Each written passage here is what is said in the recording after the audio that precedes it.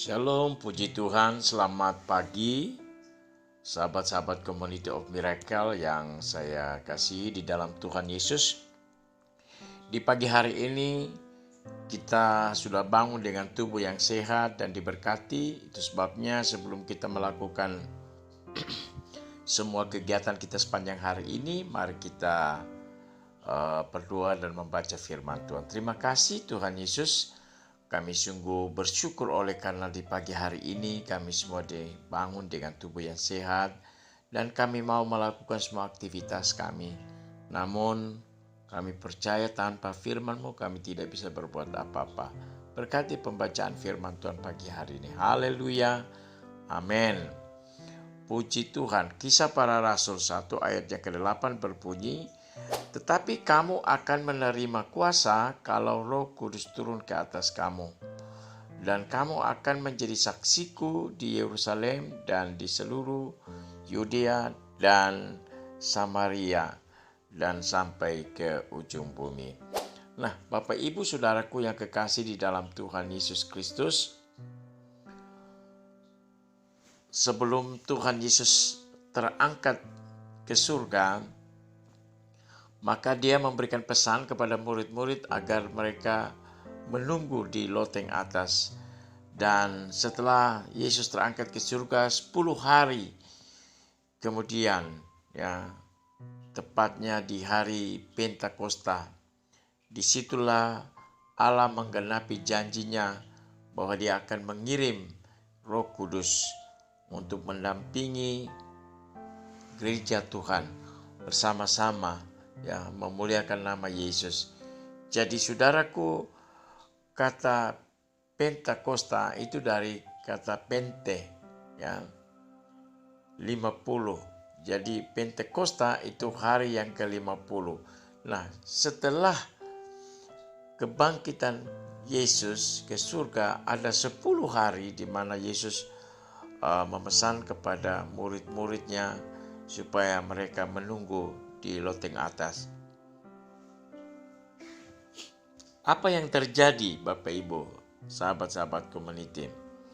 Ketika mereka sedang berdoa, maka turunlah Roh Kudus. Nah, Bapak Ibu Saudaraku, di ayat yang pertama ini Yesus berkata kepada mereka, tetapi kamu akan menerima kuasa kalau Roh Kudus turun ke atas kamu. Dan kamu akan menjadi saksiku di Yerusalem dan di seluruh Yudea dan Samaria dan sampai ke ujung bumi. Jadi pagi hari ini saya ingin bicara dengan satu tema adalah warisan. Nah, kepada gereja tidak ada warisan lain kecuali Roh Kudus. Sebab Roh Kudus itu adalah roh penolong. Roh Kudus itu adalah guru yang agung. Dan dialah yang memampukan kita untuk belajar kebenaran firman Tuhan. Nah, Tuhan katakan kalau dia sudah datang, Roh Kudus itu sudah datang, dan Roh Kudus mengurapi murid-muridnya, maka murid-muridnya akan menerima kuasa. Kuasa untuk apa?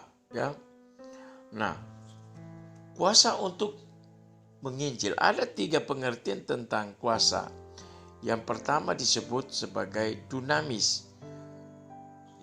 Artinya kuasa atau kesanggupan atau karunia untuk mengadakan mujizat dari Yang Maha Tinggi. Jadi ini Tuhan menerima kuasa supaya mereka murid-muridnya bisa melakukan mujizat. 1 Korintus pasal 12 ayat 28 berkata, dan Allah telah menetapkan beberapa orang dalam jemaat, pertama sebagai rasul, kedua sebagai nabi, ketiga sebagai pengajar. Selanjutnya mereka yang mendapat karunia untuk mengadakan mujizat, untuk menyembuhkan dan untuk melayani, untuk memimpin dan untuk berkata-kata di dalam bahasa roh. Jadi Bapak Ibu Saudaraku, 9 karunia diberikan kepada 5 jawatan itu, 5 jawatan. Nah, 5 jawatan ini kalau kita bisa baca, kita baca di dalam Efesus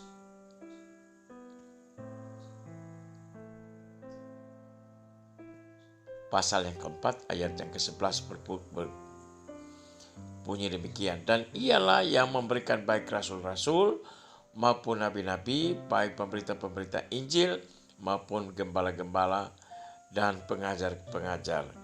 Jadi Bapak Ibu Saudaraku yang kekasih, kuasa yang pertama adalah kuasa melengkapi semua jawatan-jawatan untuk melayani. Jadi ada jawatan-jawatan yang dilengkapi dengan Roh Kudus, mereka dapat mengadakan mujizat-mujizat. Nah, pengertian yang kedua adalah exousia, ya, adalah kuasa atau hak atau kemampuan atas suatu wilayah yang diperintahkan. Jadi kuasa untuk menguasai area. Nah, saya percaya bahwa area masing-masing kita telah ditentukan oleh Tuhan. Nah, kita bisa melayani jiwa-jiwa mulai dari pandu, ya, kemudian berputar, karombasan, bahkan sampai di pok-pok, ya, di tomohon. Nah, juga Tuhan memberikan karunia kepada gembala, ya, kepada gembala, supaya gembala itu dapat mengatur pelayanannya dengan baik. Jadi exousia itu adalah kuasa untuk menguasai, ya, suatu wilayah. Dan yang terakhir adalah kratos, adalah kuasa atau kekuasaan yang menyertai dalam pemberitaan Injil. Jadi ini yang Tuhan berikan kepada murid-murid. Kisah Para Rasul 19:10 berkata, dengan jalan ini makin tersiarlah firman Tuhan dan makin berkuasa. Jadi Tuhan memberikan baik itu dunamis, exousia maupun kratos kepada orang-orang yang dipilih oleh Tuhan dengan karunia-karunia, dengan jawatan-jawatan yang Tuhan berikan. Demikian, ya, saya percaya bahwa Tuhan juga akan menolong dan memberkati setiap kita yang mau melayani. Kemanapun kita diutus, Roh Kudus akan terus menyertai. Malam ini, jikalau ada sahabat-sahabat yang sakit sehingga tidak bisa mengikuti Zoom, kami berdoa supaya Tuhan menolong dan memberkati. Puji Tuhan. Aku percaya bahwa kebenaran firman Tuhan ya dan amin. Dan semua rekan-rekan, sahabat-sahabat yang mengalami penindasan, mengalami kekurangan, hamba berdoa kiranya Tuhan memberkati dia dalam semua pelayanan. Puji Tuhan, Kau memberkati kami, ya, anggota Community of Miracle Tuhan yang berhari ulang tahun. Tuhan tolong dan memberkati sehingga makin bertambah, ya, usia, makin bertambah hikmat dari Tuhan untuk melayani. Engkau juga memberkati hamba-hambamu, Tuhan Yesus, sebagai Tuhan pelayan-pelayan. Kami percaya kami butuh, ya, pertolongan Tuhan dalam kehidupan kami, Tuhan, sehingga bisa melayani dengan baik. Engkau memberkati, menolong, menjamah yang sakit, sembuhkan mereka, Tuhan. Engkau yang memberkati kebutuhan hamba-hambamu, Tuhan. Kau memberkati semua anak-anak kami yang studi, Tuhan berkati mereka yang telah dilaporkan, ya, haleluya, untuk melayani. Tuhan kiranya menolong dan memberkati. Terima kasih Bapa di surga. Kami menyerahkan, ya, semua anak-anak Tuhan yang pendidikan. Tuhan berkati mereka supaya mereka berhasil. Engkau juga memberkati hamba-hambamu yang melayani secara khusus, Tuhan. Biarlah Tuhan menyertai mereka yang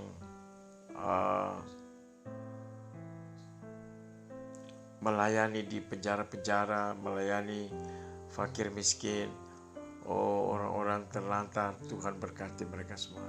Terima kasih Bapa, kami bersyukur, serahkan kehidupan hari ini dalam tangan Tuhan. Haleluya. Amin.